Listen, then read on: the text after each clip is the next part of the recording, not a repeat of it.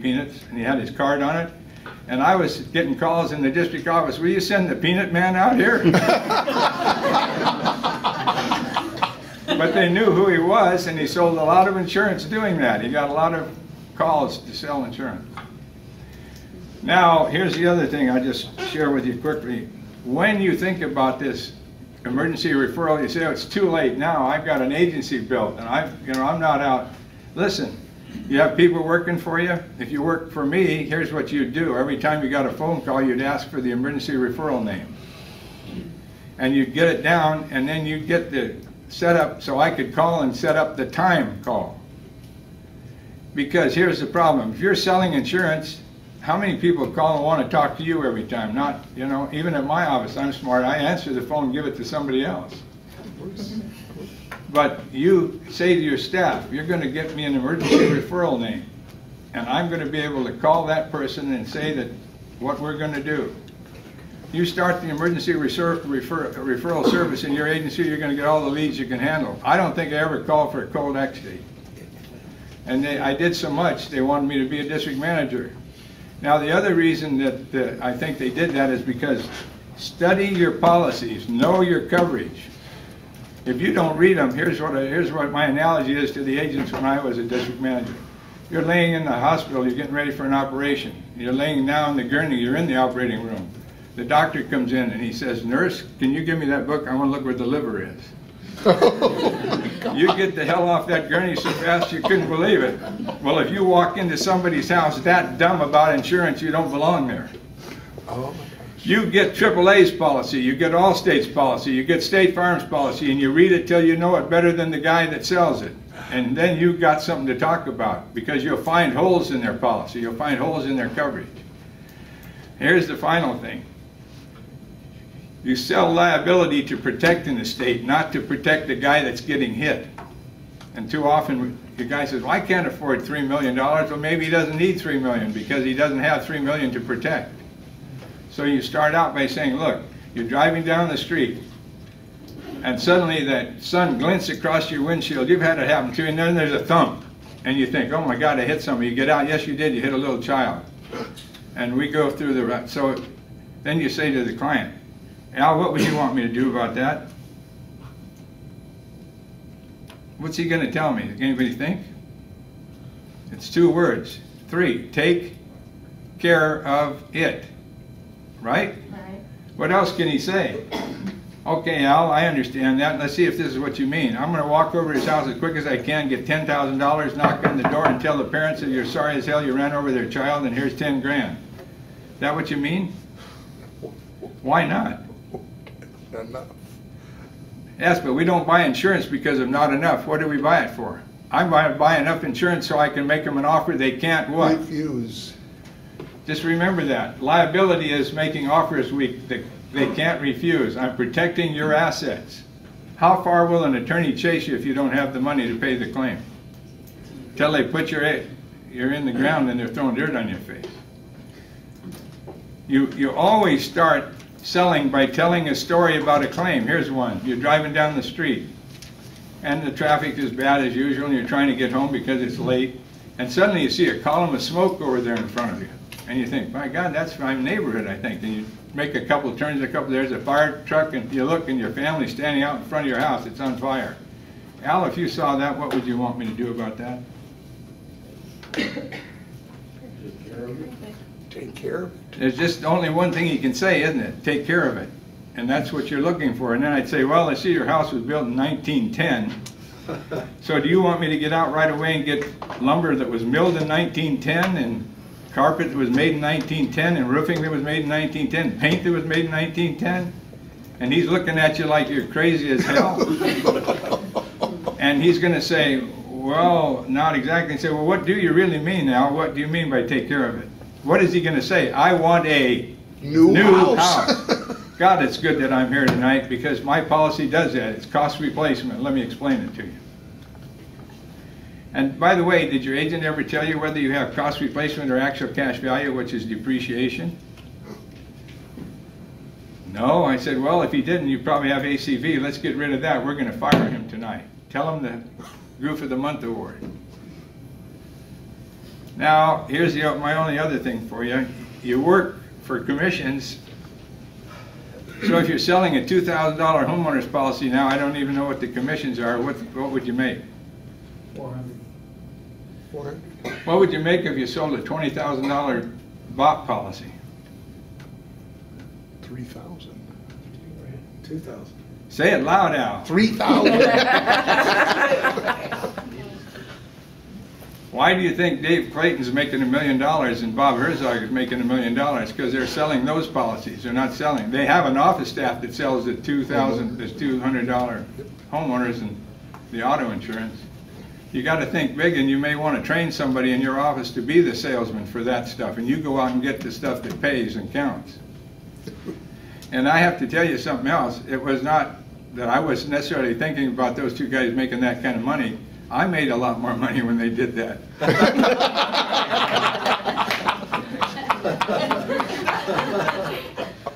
Okay, I'm going to do one more thing. I hope up to now I've given you some ideas. Behind here is one other thing that I want to show you.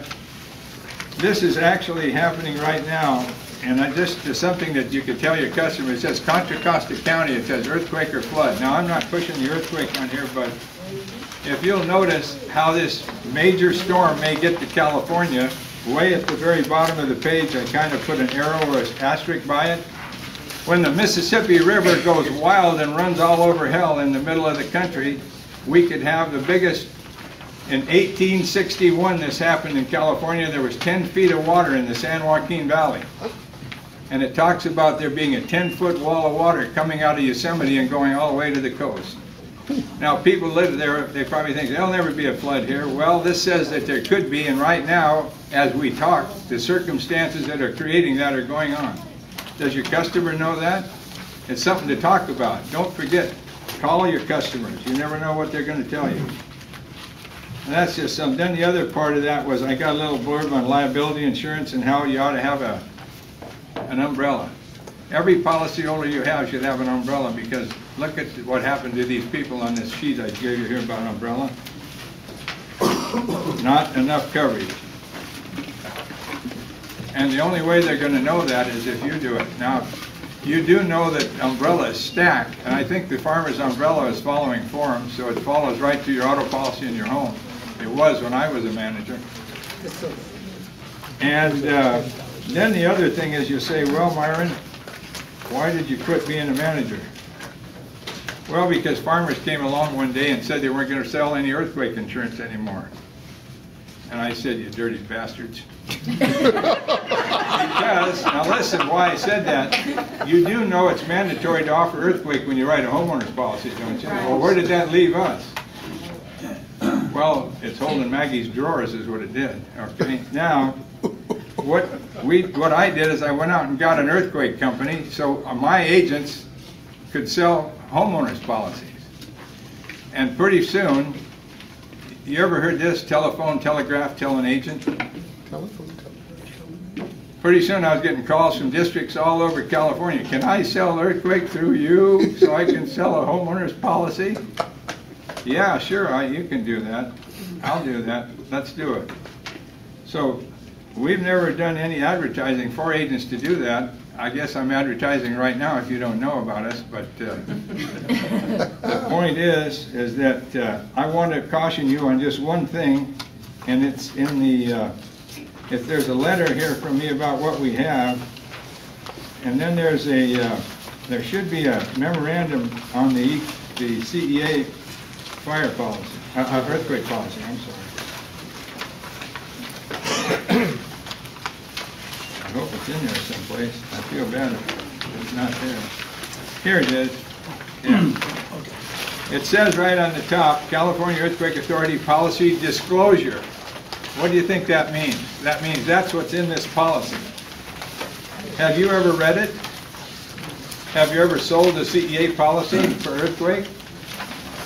If you have and you never read this to your customer, I can assure you one thing, they'll see you in court. Let's read this together, okay? This policy being purchased from the California Earthquake Authority, the coverage in this CEA policy substantially differs from the coverages provided in your homeowner's policy, which is none. CEA is not part of or associated with your homeowner's insurance company, which is a lie to start with. If losses as a result of an earthquake make or a series of earthquakes exceed the available resources of the CEA, this policy is not covered by the California Insurance Warranty Guarantee Association. Therefore, the California Guarantee Association warranty will not pay your claim or protect your assets if the CEA becomes insolvent and is unable to make payments as promised. In addition, your CEA policy may be subject to future surcharges. This is what we call in the old days a assessment policy is the word. Yeah, assessment. And they may assess you more premium so they can pay the claims. Let me explain it to you this way. You people in Northern California who have a CEA policy, you're going to be their reinsurance when the big earthquake gets in Southern California. You'll get a bill from them. It says right in here you're going to get it, and believe me, they know how to send it. Now, all I want to do is tell you that if your policyholder never read that and he suddenly finds out that he's with a company that can't pay, what do you think he's going to say? You dumbass, you did this to me, I'm taking you to court. Didn't you know any better? Well, now you don't have a disclaimer because Myron was here and he told you better. Now, I was in a meeting of Farmers Management when I was still with Farmers when they started this thing. And they said to me, we don't really want to sell this because it ties our agents into this earthquake CEA. And I understood that, so I went and got companies that are protected by the California Guarantee Fund. Every company that we have at EQ has a guarantee from the California. Here's how it happens. Every premium that comes in for earthquake, part of it goes to the Department of Insurance for this guarantee. In addition to that, the companies I've got a letter in here, they're all A-rated or better, and I have evidence in my office that they have substantial reinsurance, enough to take care of the biggest earthquake. I don't see any of them going under. So I'm just, having said that, I felt obligated to let you know that if you're going to sell CEA, be honest, at least tell the policyholder what he's getting and what might happen to him if there's an earthquake. And if you don't want to sell that, call me. We'll get you a policy that will guarantee payment. Now, I think I've said enough, and I just would say to this, don't forget to go back to your office and tell the staff, every time we get a phone call, we're going to take out an X-Date card and start people getting enrolled in our what? Emergency referral service. Now, if the person says to you, well, I'd like to name my mother, she's in Illinois, and I said, I'll call her, but you know, it's going to take her a couple of days to get here. There must be somebody close that we can get that'll just get in his car and come right over here. That's what you say. And you get another lead. And don't leave the wife out if the man's talking. She wants her sister to come in, or her two sisters that live right down there, right over there, or a neighbor. Okay, I forgot this, I might as well tell it to you. When you're selling a homeowners, you use the same approach. Al, if you were in up in Tahoe there and you're having a hell of a good time gambling, and suddenly a hose broke in your house and water was running out the front door, and your neighbor, he's probably the guy that watches your house, is it, Al, when you're gone? You want him to call you and tell you that your house is flooded, get your ass in the car and get home? Probably not. Should call my insurance agent. Okay, and how would he know that if you don't introduce me to him? That's right. If you give me the name of the fellow that watches your house, I'll get over there and talk to him and tell him what we're going to do if there's any problems with your house. Wow. So I never walked out of a homeowner's sale without another homeowner's lead. And those people were as happy to know that I was going to do something to somebody who's watching their house too. What's this all about? What's it called? Service. Service. That's right. Remember the peanut.